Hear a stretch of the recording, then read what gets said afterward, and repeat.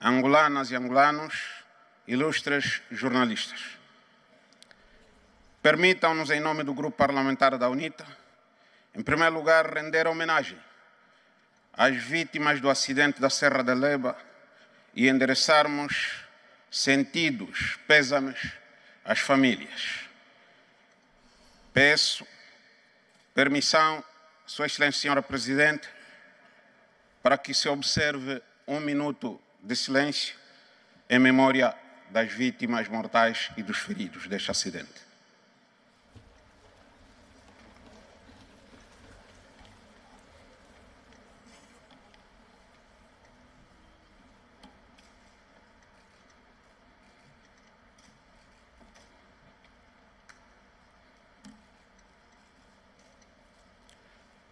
Obrigado.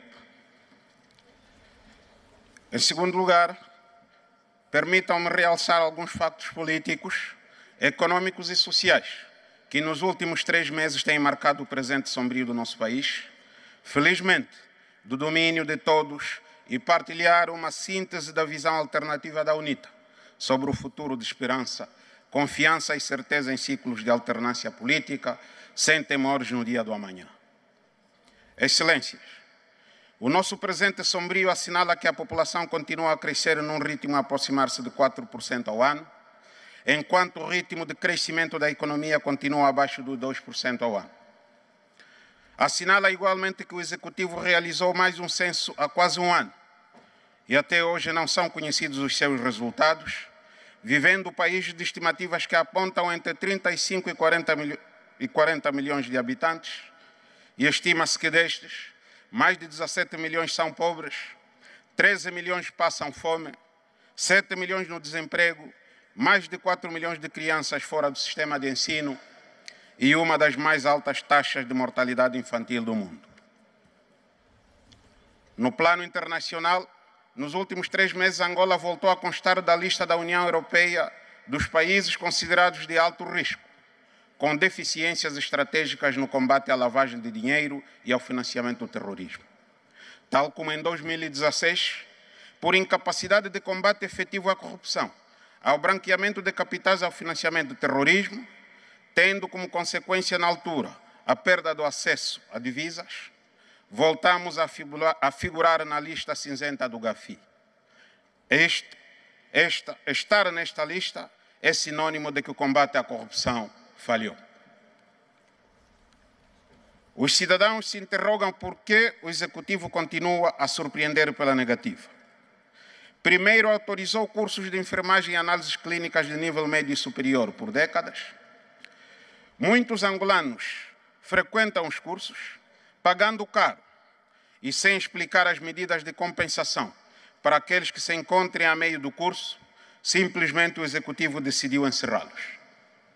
Segundo, autorizou o aumento das propinas nas escolas privadas, aumentou os preços da energia, da água, do gasóleo e do gás e suspendeu a junta médica dos pacientes que se encontram em Portugal. Desta medida, por denúncia de uma das vítimas, o país ficou a saber que existem famílias saudáveis a viverem à custa da junta médica em Portugal, ao lado de doentes cujo tratamento tarda por falta de dinheiro ou não recebem o dinheiro a que têm direito. Terceiro, a par do OGE, o Executivo continua a gerir uma Caixa 2, ou um Caixa 2, fora do domínio da Assembleia Nacional e a privilegiar a contratação simplificada como regra, no lugar da exceção. Excelências, deputados, auxiliares do titular Poder Executivo. Afinal, corrigir o que está mal é isso? O Parlamento, que pretende sancionar em tempo recorde deputados que responderam ao clamor dos cidadãos e denunciaram o desrespeito aos mortos e a falta de dignidade humana que se assiste na morgue central de Luanda, não foi capaz de saber o que se passou com a verba aprovada para reabilitar a referida morgue, nem do porquê que a mesma continua na vergonha em que se encontra passado tanto tempo. Angolanas e angolanos, 23 anos são passados desde o calar das armas. Leis de amnistia e uma Constituição foram aprovados. Porém, o país continua a testemunhar agressões físicas e assassinatos por razões políticas, sob o olhar cúmplice das instituições públicas que deveriam velar pela proteção da vida e respeito dos acordos de paz. Quando casos desses, gravíssimos, ocorrem envolvendo deputados e a Assembleia Nacional nega a protestar, a Procuradoria-Geral da República espera que as vítimas se queixem para promover uma investigação. O mais alto magistrado da nação nada faz e nada diz, e os seus auxiliares assumem a narrativa política cuja tese se sustenta no ajuste de contas por acontecimentos do passado de guerra, então o Estado falhou na sua missão essencial.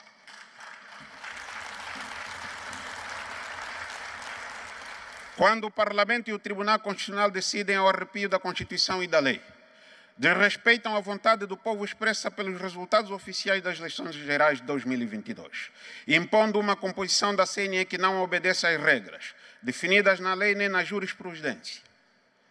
Os votos atribuídos à UNITA servem para compor o Parlamento e o Tribunal Constitucional, mas já não servem para compor a CNE. Fica evidente que a sobrevivência do regime depende do controle da CNE e não do povo nas urnas.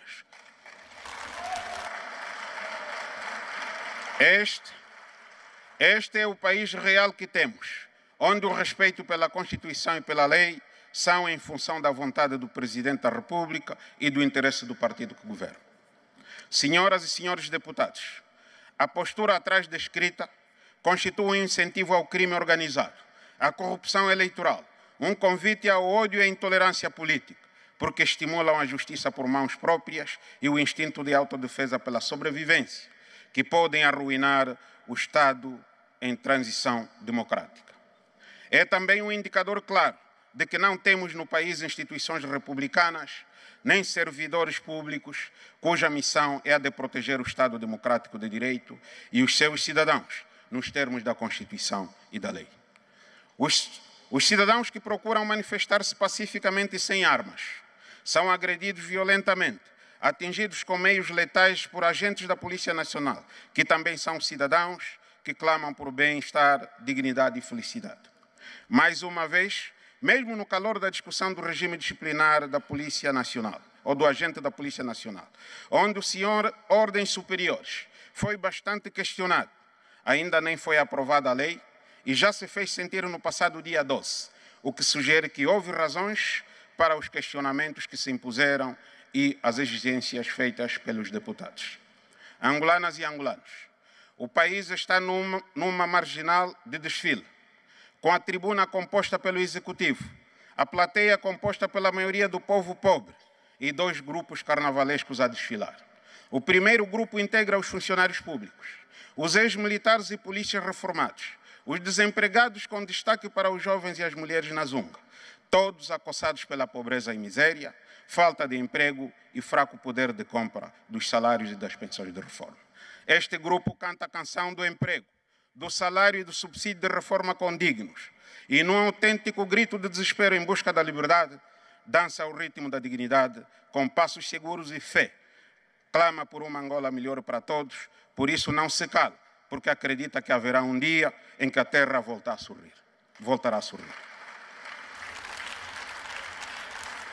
O segundo grupo integra os agentes dos serviços de segurança, da Polícia de Ordem Pública e de Intervenção Rápida, que, tocando o som das ordens superiores e dos instrumentos letais, dança ao ritmo da violência, com passos acelerados pelo medo de estar sob o olhar dos drones e das câmaras de videovigilância do CISP, num martírio de alguém que, mesmo vendo o futuro sombrio à espreita, é obrigado, finge e age obedecendo o senhor Ordens Superiores. Este grupo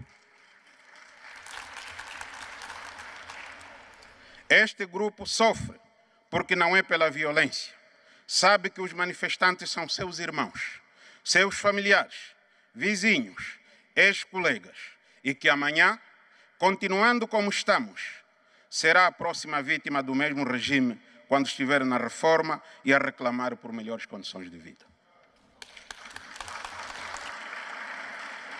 As mulheres e os jovens que circulam pelas ruas das principais cidades do país, carregando peso e vendendo produtos com enormes riscos de vida, são responsáveis de famílias, pais e mães de filhos que precisam se alimentar. Sofrem porque amam os seus filhos, fazem-no para garantir-lhes pelo menos uma refeição ao dia e não por vaidade ou prazer. Porque ninguém tem prazer de sofrer. Por isso, o chicote do polícia ou do fiscal não pode ser a solução dos problemas econômicos.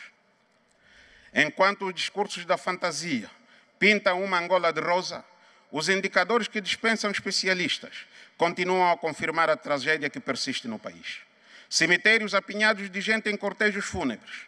Por exemplo, segundo dados dos serviços do governo provincial, citados pelo jornal Expansão, entre março e maio, só em Luanda, foram realizados 13.000 funerais por malária e por AVC. As celas estão abarrotadas de jovens, a maioria por crimes de furto ou roubo de galinhas. As escolas estão sem condições de higiene, expondo as crianças e professores ao risco de doenças graves, e os hospitais, sem condições, continuam saturados de pacientes com doenças evitáveis. Distintos deputados, povo angolano.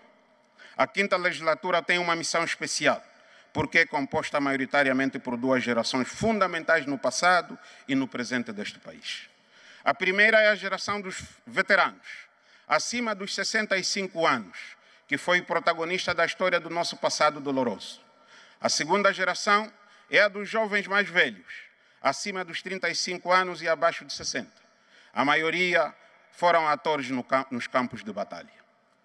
A maioria dos veteranos, que faz parte da primeira geração, ontem jovens, que sonhou ser velhos a viver dignamente e a morrer naturalmente de velhice, vive hoje a velhice na indigência e morre de forma humilhante.